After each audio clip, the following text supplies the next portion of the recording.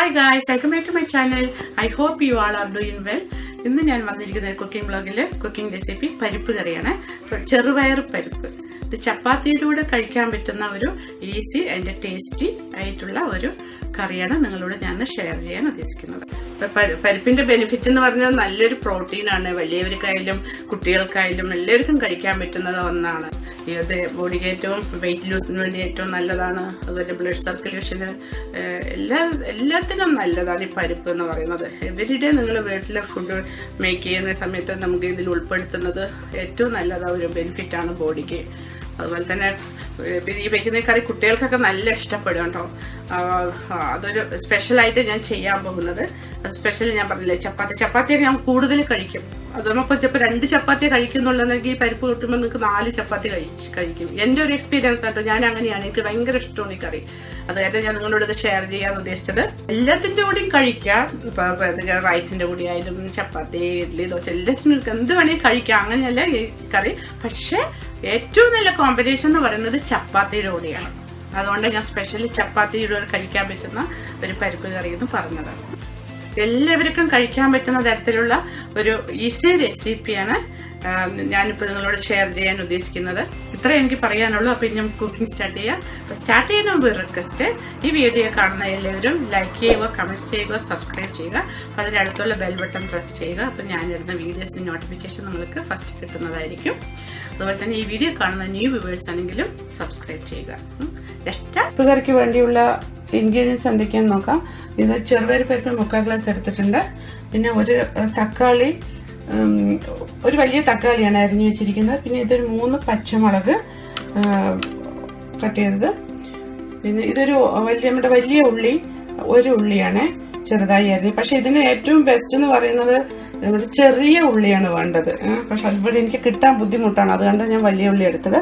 പിന്നെ ഇത് ഗാർലിക്ക്, വെളുത്തുള്ളി 5 അല്ലി എടുത്തിട്ടുണ്ട്. പിന്നെ വറ്റൽ മുളക്, ഇത്രയാണ് വേണ്ടത്. അപ്പൊ ഇനി നമുക്ക് കുക്കിംഗ് സ്റ്റാർട്ട് ചെയ്യാവേ. നെക്സ്റ്റ് വേണ്ടത് നമുക്ക് ഇതിന് പരിപ്പ് വേവിച്ചെടുക്കണം. അപ്പൊ ഞാൻ ഇതിൽ ഈ പാത്രത്തിൽ വെള്ളം വെച്ചിട്ടുണ്ട്, ഒരു 1/4 ഭാഗം വെള്ളം വെച്ചിട്ടുണ്ട്. അപ്പൊ ഇനി അതിൽ നമുക്ക് പരിപ്പ് ഞാൻ കഴുകി എടുത്തിട്ടുണ്ട്. ഇനി ഇത് അതിൽ നമുക്ക് ഇട്ടിട്ട് അത് വേവിച്ചെടുക്കണം. വെള്ളം ചൂടായ ശേഷം ഞാൻ പരിപ്പിട്ട് കൊടുത്തിട്ടുണ്ട്. ഇത് നല്ലപോലെ മിക്സ് ചെയ്ത് കൊടുക്കാം.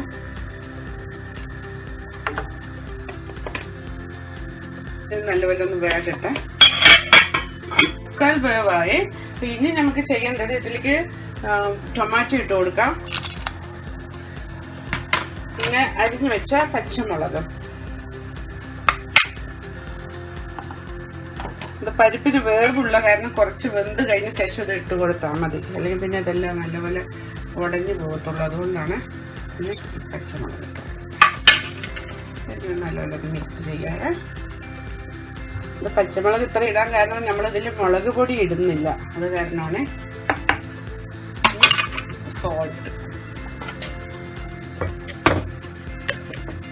സോൾട്ട് നിങ്ങളുടെ അളവിന് ഇട്ട് കൊടുക്കണേ. എത്രയും വേണ്ടതെന്ന് അങ്ങനെ ചെയ്യാം. ഉപ്പ് കഴിഞ്ഞ് നമുക്ക് ഇതിൽ മഞ്ഞൾപ്പൊടി ഇട്ട് കൊടുക്കാവുന്നതാണ്.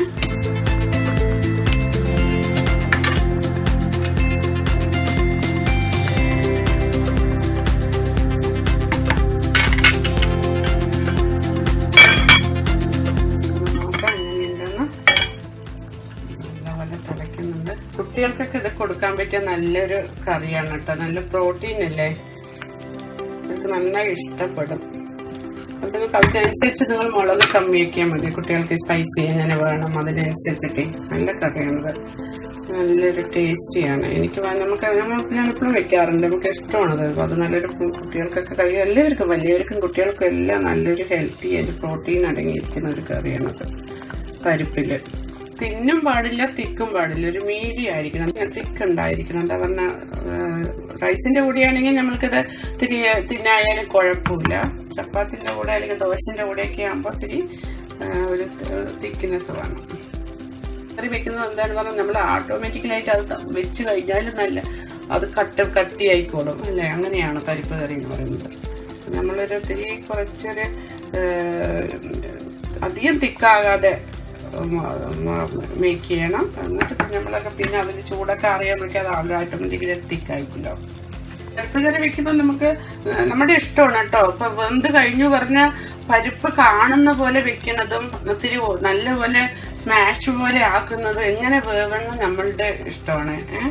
അപ്പോൾ ചിലർക്ക് ചപ്പാത്തിയിലൂടെ കഴിക്കുന്നെങ്കിൽ പരിപ്പ് കാണണം, അങ്ങനെ എടുത്ത് കഴിക്കേണ്ട രീതിയിലാണെങ്കിൽ നിങ്ങൾ അധികം ഉടയ്ക്കേണ്ട, അധികം വേകാതെ പെട്ടെന്ന് അറിയാലോ ഒരു വേവ് വന്നത് നിങ്ങൾക്ക് ഇതിന് ചെയ്യാവുന്നതാണ്. അല്ലാതെ കൂടുതൽ ചിലർ ഇഷ്ടപ്പെടുന്നുണ്ടാവും നല്ലപോലെ വെന്തിട്ട് ഇരിക്കണം എന്നല്ലേ, പരിപ്പിൻ ഗംസ് ഒന്നും കാണാൻ പറ്റാതെ അങ്ങനെ ഇരിക്കണം എന്ന്. അപ്പോൾ അത് നിങ്ങളുടെ ഇഷ്ടം പോലെ അങ്ങനെ ചെയ്യാവുന്നതാണ്. നമുക്ക് നോക്കാം എങ്ങനെയായിരുന്നു. ഓക്കെ, ആയിട്ടുണ്ട്. ഇത്ര മതിയേ. ഇനി പറഞ്ഞാൽ ഇനി ഇറക്കി വെച്ചിപ്പോൾ നമ്മളിപ്പോൾ എല്ലാം കഴിഞ്ഞാലും ഇത് ആറുമ്പോണ്ടല്ലോ പിന്നെ തിക്കായിക്കോളും. അപ്പോൾ പിന്നെ ഇതിൽ ഇത്ര ഞാൻ മതിയാക്കുന്നു. ഇതിൻ്റെ ഫ്ലെയിം ഓഫ് ചെയ്യണേ. ഇനിയിപ്പോൾ വേണ്ടത് നമ്മൾക്ക് താളിക്കുന്നത്. ഇതിൽ നല്ല ചൂടുണ്ട്, അപ്പോൾ അതിലിങ്ങനെ ആയിക്കോളും. തളിച്ചുകൊണ്ടിരിക്കുന്നുണ്ട്, ഇരിക്കട്ടെ. ഇനി നമുക്ക് നെക്സ്റ്റ് ചെയ്യേണ്ടത് നമുക്കിതിന് താളിക്കണേ.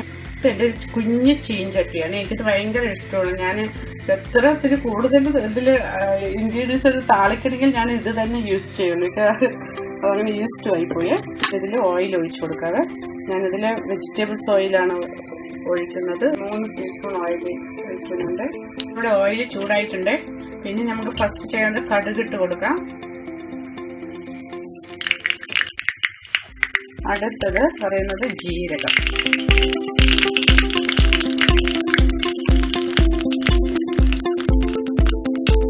പിന്നെ വറ്റൽമുളക്. അടുത്ത് നമുക്ക് ഓയിൽ ഇട്ട് കൊടുക്കാം.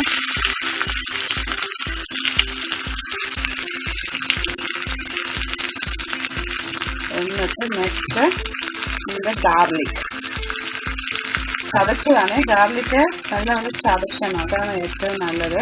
കട്ട് ചെയ്ത് ഇടാൻ പാടില്ല. എനിക്ക് നല്ലപോലെ മിക്സ് ചെയ്ത്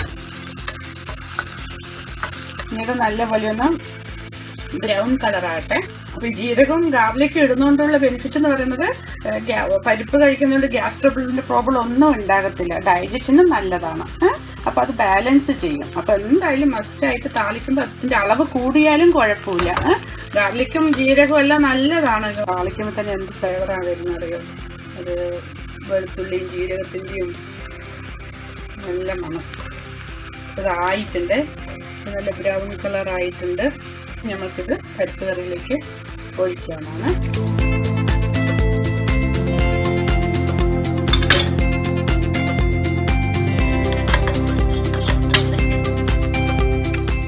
നല്ലപോലെ മിക്സ് ചെയ്ത് കൊടുക്കാം. നല്ല ഫ്ലേവർ ആയിട്ടുണ്ട്, നല്ല മണമുണ്ട്. താളിച്ചതെല്ലാം കൂടി ഇട്ടില്ലേ. നമുക്ക് അടുത്തത് ചെയ്യേണ്ടത്, ഇപ്പൊ നമുക്കിതിൽ താളിച്ചെല്ലാം ഒഴിച്ചു അല്ലേ, എല്ലാം നോക്കിക്കേ നല്ല ഭംഗിയുണ്ട് അല്ലേ കാണാൻ. അപ്പൊ ഇനി നമുക്ക് ലാസ്റ്റ് സ്റ്റെപ്പ് എന്ന് പറയുന്നത് ഇതിലേക്ക് 1 ടീസ്പൂൺ നെയ്യ് ഒഴിച്ചു കൊടുക്കണം.